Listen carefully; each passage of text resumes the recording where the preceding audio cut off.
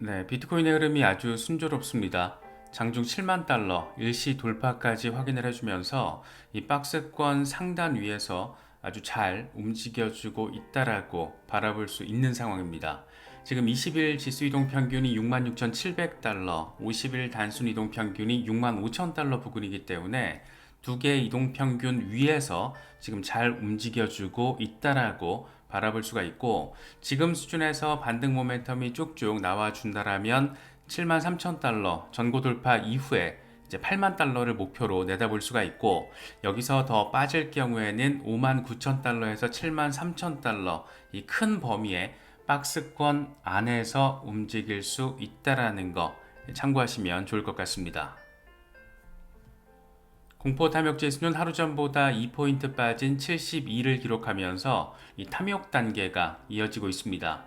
비트코인 도미넌스는 54%대 초반까지 지금 후퇴한 상황인데, 이대로 도미넌스가 쭉쭉 더 빠져줘서 알트들이 더 잘 움직일 수 있는 여지를 열어줄 수 있을지, 그 시기가 언제쯤 될지 이것도 상당한 관심 포인트 가운데 하나라고 할 수 있는 상황입니다.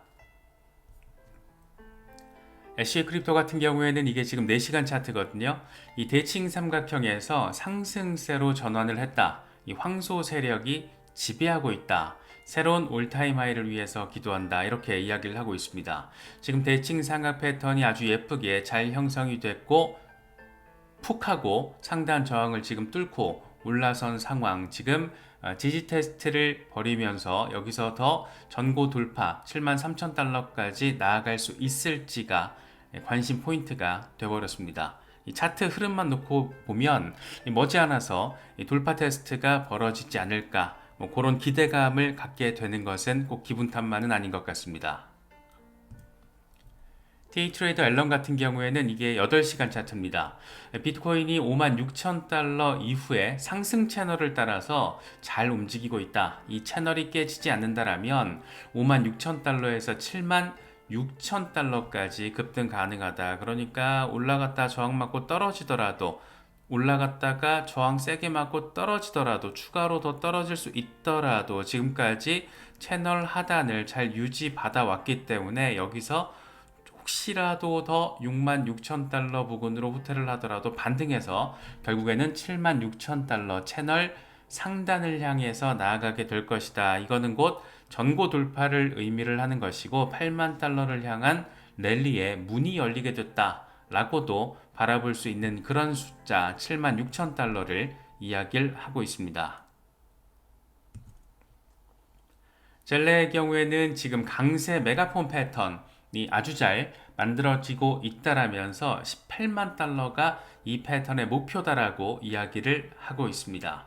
하지만 당신은 이걸 믿으려고 하지 않을 것이다. 이렇게 말을 하는 이유는 아마도 적잖은 사람들이 말도 안 돼. 너무 센 가격 목표 아니냐라고 이야기를 하겠지만, 이 패턴대로 잘 형성을 해서 결국에는 이번 사이클에서 18만 달러 갈 수 있다라는 얘기를 하고 있는 겁니다. 이게 꼭 18만 달러가 될지 15만 달러가 될지 아니면 10만 달러 초반이 될지 모르겠는데, 지금 이미 7만 3천 달러라는 고점을 처음으로 만들어낸 상황이기 때문에 8만 달러에서 10만 달러는 이제 희망회로 수준이 아니라 어느 정도 현실화, 체감화할 수 있는 영역으로 한층 더 가까워졌다라고도 평가할 수 있을 것 같습니다. 맥스의 경우에는 지금 과거 패턴의 반복성에 대해서 이야기를 하고 있는데, 이게 상당히 그럴싸합니다. 비트코인은 지금 마지막 통합 과정을 거치고 있다. 각 사이클에서 대규모 돌파 전에 항상 이전 고점에서의 통합되는 경향이 있곤 했다. 이 패턴이 반복된다라면 업 옹리, 오직 상승만 하는 업 옹리 구간 진입 전 이 마지막 주요 통합이 될 것이다. 그러니까 큰 움직임이 나기 전에 항상 이전 사이클 고점, 지금 같은 경우에는 69,000달러 주변에서 통합을 거치고 있는 건데, 과거에도 항상 그랬다라는 거죠. 과거에도 항상 이 지점에서 통합을 거치는 모습을 보이다가 폭등, 보이고 있기 때문에 폭등, 업옹리 구간으로 진입하기 직전 상황이다라고 과거 패턴의 반복성을 통해서 이야기를 하고 있습니다. 지금까지 단 한 번도 그렇지 않던 적이 없었다라는 점에서 왠지 이번에도 꼭 그럴 수밖에 없지 않을까 뭐 그런 생각이 들기도 합니다. 현물 ETF 이슈에 대해서 이야기를 안 할 수가 없는데 이번에 JP모건의 유명 애널리스트죠. 니콜라우스 파니기르 초글로 이 사람이 이런 얘기를 합니다. SEC는 솔라나를 비롯한 다른 암호화폐 현물 ETF를 승인하지 않을 것으로 예상한다. 이더리움의 증권성 여부가 모호한 것을 고려하면 다른 토큰까지 현물 ETF 승인 범위를 확장하지 않을 것으로 보인다. 이렇게 상당히 아주 많이 보수적인 입장을 내보이고 있습니다. 그런데 그 근거가 조금 애매해요.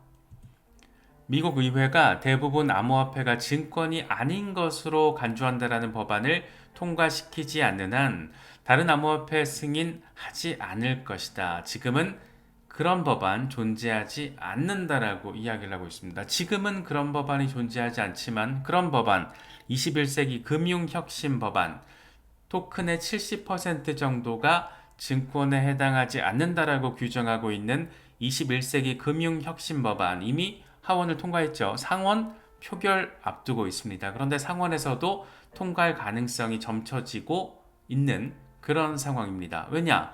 민주당이든 공화당이든 트럼프든 바이든이든 의회든 지금 현재 크립토 친화적인 정책 스탠스로 전면적인 전환을 이미 확인해 주고 있기 때문에 이 와중에 상원에서 표결이 불발된다라는 것은 대선에도 직접적인 영향을 미칠 수 있기 때문에 이건 정치적인 이슈가 돼버렸기 때문에 그렇게 간단치 않다. 지금은 그런 법안이 존재하지 않는데 이제 곧 그런 법안이 상원에서 표결을 거쳐서 통과될 가능성이 높다. 이런 것을 고려하지 않는 듯한 이런 멘트를 날리는 것은 다른 이유가 있을 것이다. 우리 같은 개미 투자자들이 그런 의도까지는 알 순 없겠지만 조금 이상하죠. 지금 이런 법안, 21세기 금융혁신 법안 가지고 관심이 되게 많은데 말도 많고 백악관에서도 거부권 행사하지 않을 것이다. 이렇게까지 멘트를 친 상황인데 지금은 그런 법안이 존재하지 않기 때문에 다른 암호화폐 현물 ETF가 승인되지 않을 것이다.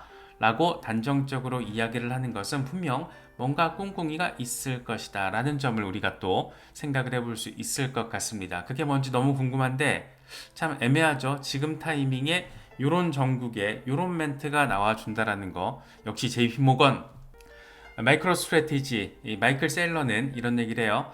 비트코인 현물 ETF 승인은 비트코인 시총 10조 달러 달성 가능성을 확인시켜준 사건이다.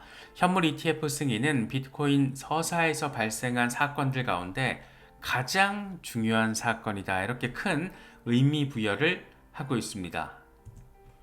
이 사건으로 인해서 비트코인은 시총 수천억 달러 규모가 아니라 최소 10조 달러 이상 달성할 수 있는 자산 클래스라는 것을 확인했다. 암호화폐가 점점 더 정치적인 문제가 되고 있는데 이번 대선에서 암호화폐의 긍정적인 후보가 승리할 수 있을 것이다 라고 이야기를 하고 있습니다. 과연 10조 달러, 이 수천억 달러 수준이 아니라 10조 달러 이상으로 간다는 것은 이게 어마어마하게 사이즈가 커진다라는 거고 어마어마한 자산이 이쪽으로 비트코인으로 들어온다라는 건데 현물 ETF를 통해서 다시 말해서 큰 사이즈의 기관 자금들이 몰려들 거라는 건데 지금 그 가능성은 어떻다? 청신호다라는 거죠. 청신호, 파란불이 반짝반짝 이제 곧 머지않아서 몇 년의 시간을 두고 슬슬 이렇게 큰 돈이 글러 들어올 가능성이 높아졌다. 그런 부분들은 여러 측면에서 관찰되고 있다라고 정리할 수 있는 상황입니다. 무엇보다 직접적으로 멘트를 날려주고 있는 것은 블랙록이죠. 로버트 미치니 블랙록의 디지털 자산 책임자입니다. 몇 달 안에 국부펀드, 연기금 등 이 비트코인 현물 ETF 매수할 것으로 보인다. 우리는 최근 국부펀드와 보험사 또 여러 자산 운용사들, 패밀리 오피스 등과 비트코인 현물 ETF에 대한 대화를 나누고 있다. 블랙록의 ETF 투자자 중에는 증권 계좌의 암호화폐를 보유하는 것을 선호하는 경우가 많다. 암호화폐 거래소에 비트코인을 보유할 때 생기는 세금 신고의 복잡성 등을 우려하는 사람들이 있다. 이렇게 이야기를 하고 있습니다. 이미 거대 기관들, 거대 자금들과 이야기를 나누고 있고 들어오는 것은 시간 문제 어느 정도 몇 달 안에. 과연 누가 어느 정도 규모로 들어오게 될지 굉장히 크게 기대가 될 수밖에 없는데, 몇 달 안에 우리가 지금 생각하고 있는 비트코인의 반감기 포물선형 랠리의 시작점이 9월 전후 시점으로, 반감기 기존 패턴이 반복된다라면 9월 전후 시점으로 지금 예상이 되고 있는데, 몇 달 안에, 그러니까 몇 달 뒤에 9월 전후가 될 수도 있는 거잖아요. 최소한 연내 정도가 될 거기 때문에 비트코인의 반감기 패턴 포물선형 랠리의 시작점과 맞물려서 이런 큰 이슈가 더해진다라면 굉장히 의미 있는 호재성 재료로서 역할을 해줄 가능성이 높다라고도 우리가 바라볼 수가 있겠죠. 또 한 가지, 이 위스콘신 연기금 펀드, 지금 기금의 1% 이하 수준을 비트코인 현물 ETF에 투자를 했다라는 게 확인이 됐습니다. 블랙록과 그레이스켈의 GBTC에 1억 6천만 달러 이상을 돈을 넣었죠.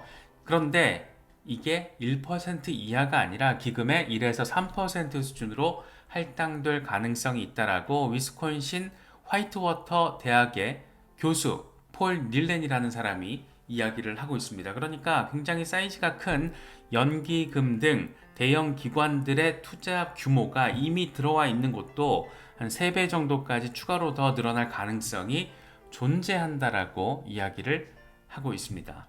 뭐 국부펀드 들어오고 연기금 들어오고 기존에 들어와 있는 연기금 포트폴리오 비중 확대하고 뭐 이렇게 된다라면 앞서 마이클 세일러가 이야기한 비트코인 10조 달러 달성 가능성, 물론 시간은 조금 오래 걸릴 수 있습니다. 시간은 뭐 2025년이 될지 2030년이 될지 모르겠지만, 통상 ETF의 어떤 자산 증폭 확장의 이 속도를 봤을 때는 이게 뭐 한두 달 사이즈 가지고 이야기를 하는 건 아니니까 몇 년의 시간이 걸릴지 모르겠지만, 어쩌면 정말 시총 10조 달러 이런 숫자가 펼쳐질 가능성에 대한 기대감을 안겨주기에는 뭐 충분한 이야기거리들이 아닌가 싶기도 합니다.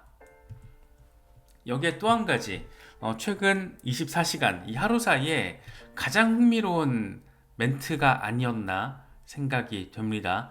이건 역시 비트코인 시장의 글로벌 확장성과 관련해서 굉장한 임팩트를 보여줄 수 있는 내용인데, 그냥 툭 하고 던져졌어요.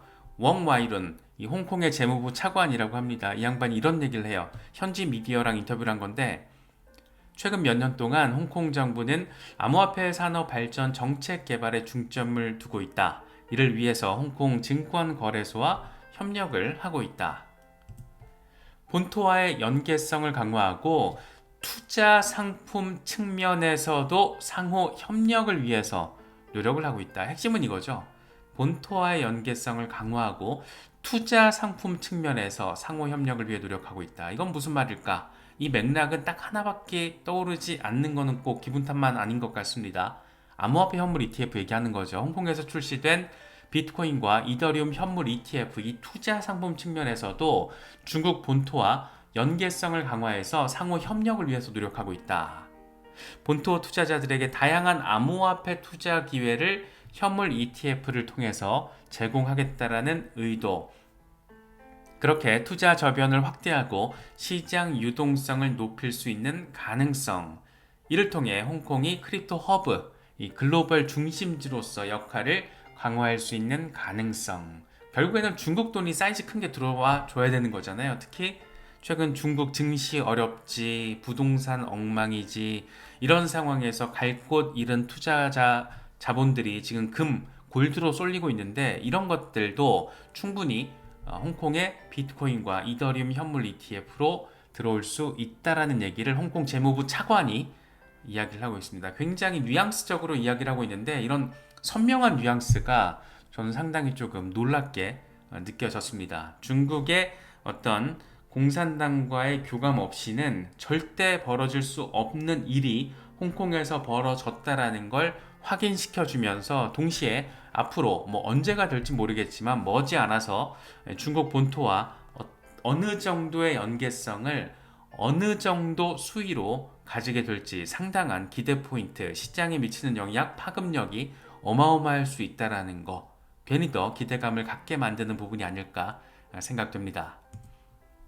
특히나 홍콩으로서는 기존에 금융허브로서, 아시아의 금융허브로서의 이 브랜드를 블록체인 혁신 시대를 앞둔 상황에서 크립토 허브로서 도약하기 위해서 엄청 빡세게 지금 노력을 하고 있는 거고, 비트코인 현물 ETF나 이더리움 현물 ETF가 홍콩에서 적극적으로 승인이 된 것도 이런 노력의 일환으로 바라볼 수 있고, 이 과정에서 중국의 일부인 홍콩이 중국 정책과 반대되는 입장을 적극적으로 추진하고 있다는 것은 중국 본토와 교감이 있었다라는 것을 의미할 가능성이 높고, 결국 정리를 하면 중국은 홍콩을 통한 암호화폐 규제를 완화하려는 시도, 의사를 보여주고 있는 것이고, 디지털 위안화의 글로벌 확장을 도모하기 위한 포석을 홍콩을 통해서 만들기 위한 시도로도 해석할 수 있다는 거죠. 그래서 중국은 디지털 화폐의 국제적인 입지를 강화시키기 위한 목적이 깔려 있는 것이고, 장기적으로는 디지털 경제 주도권을 글로벌하게 확보하겠다, 이런 전략의 일환을 지금 홍콩에서 암호화폐 현물 ETF 승인을 통해서 보여주고 있는 의도일 것이다 라고 충분히 해석할 수 있지 않을까 싶습니다. 특히 디지털 화폐 국제적인 입지 강화, 안 그래도 지금 중국에서 위안화 CBDC를 출시를 하긴 했는데 뜨뜻미지근하잖아요. 그걸 사용자 입장에서 딱히 장점이 없으니까 뜨뜻미지근한데, 이걸 결국에는 장기적으로 봤을 때 디지털 경제의 주도권, 이른바 실크로드의 국제적인 확장, 블록체인 시대의 실크로드 확장을 이런 방식을 통해서 강화시키겠다. 그렇게 홍콩 CBDC와 위안화 CBDC의 상호 운용성을 강화시키고, 홍콩 시장을 필두로 아시아 태평양 지역의 디지털 경제를 연결시키는, 결국에는 최상위 삼각형 꼭대기 위에 자리하고 있는 게 중국의 위안화 CBDC로 만들겠다라는 굉장한 나름의 플랜이 좀 그려지는 것 같긴 합니다. 어쨌든 중국이 뭐 이런 생각을 한다 안 한다가 중요한다라기보다, 우리 입장에서는 중국 본토 자금이 비트코인 홍콩의 현물 ETF, 비트코인 이더리움 현물 ETF로 들어올 가능성이 한층 더 높아졌다라는 게 중요한 포인트 지점이고, 이런 것들을 홍콩의 재무부 차관이 적극적으로 여론전을 통해서 이야기를 하고 있다라는 거, 상당히 재미있는 부분입니다. 개인적으로는 가장 재미있는 이슈라고 생각을 하는데, 단기간에 뭐 이게 하루 이틀 안에 벌어질 일은 아니지만 그렇게 또 시간을 질질 끌진 않을 것 같아요. 특히나 미국에서도 지금 암호화폐 친화적인 입장으로 선회를 한 게 중국을 견제하려는 입장도 분명히 깔려 있기 때문에, 중국이 그런 미국의 스탠스 전환의 배경을 알고 있을 가능성이 높죠. 그걸 모를 리가 없죠. 그렇기 때문에 이런 방식의 어떤 전략에 있어서도 속도감이 등장할 가능성이 높다. 그래서 단기적으로는 위안화 CBDC를 통해서 홍콩의 암호화폐 현물 ETF의 투자를 허용할 가능성, 아니면 이미 적용이 되어 있는 중국과 홍콩 증권시장 연결 시스템, 이 스타커넥트를 통해서 본토 투자자들에게 투자를 개방할 가능성, 이런 것들은 사실 현실화될 수 있는 시나리오 카드 가운데 하나로도 우리가 생각해 볼 수 있다는 점에서 흥미로운 시간은 아직 열리지도 않았다. 이렇게 이슈적으로도 굉장한 의미 포인트들이 많이 있고, 중국의 어떤 스탠스 변화가 공식화되기라도 한다면 시장이 한바탕 난리가 날 가능성도 자리하고 있다라는 거, 이런 부분들도 참고하시면 좋을 것 같고, 이게 말이 되냐라고 생각하시는 분들도 계시겠지만, 저는 개인적으로는 상당히 큰 전폭적인 전환이 되겠지만, 홍콩 재무부 차관이 이런 얘기를 했다라는 것은 이미 뭔가 판은 깔렸다라고 바라보고 싶습니다. 그래서 긍정적인 포인트가 될 수 있고, 중국 입장에서도 이 8달러 패권의 연장선으로서의 전략으로 이렇게 활용할 수도 있기 때문에 충분히 현실화 가능성이 있지 않을까. 그리고 지금 미국에서 판때기 엎어진 거 보면 중국 판때기 엎어지는 것도 크게 정치적인 관점에서는 어렵지 않은 이슈일 거다, 그런 생각이 들기도 합니다. 애쉬크립토가 이런 얘기를 했죠. 암호화폐 역사상 가장 큰 강세장이 곧 다가온다. 일찍 패닉셀 하지 말아라. 일생일대 기회를 망치지 말고 이 정도 규모와 변동성을 가진 마지막 강세장이 될 것이다. 엄청난 강세장이 될 수 있는 게 이런 거겠죠.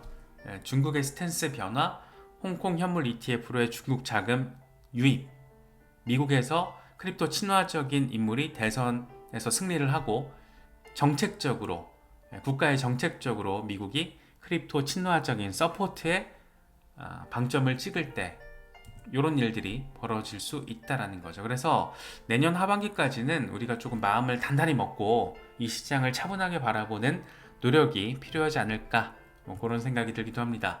여러 가지 소식들 잘 참고하실 수 있으면 좋겠습니다.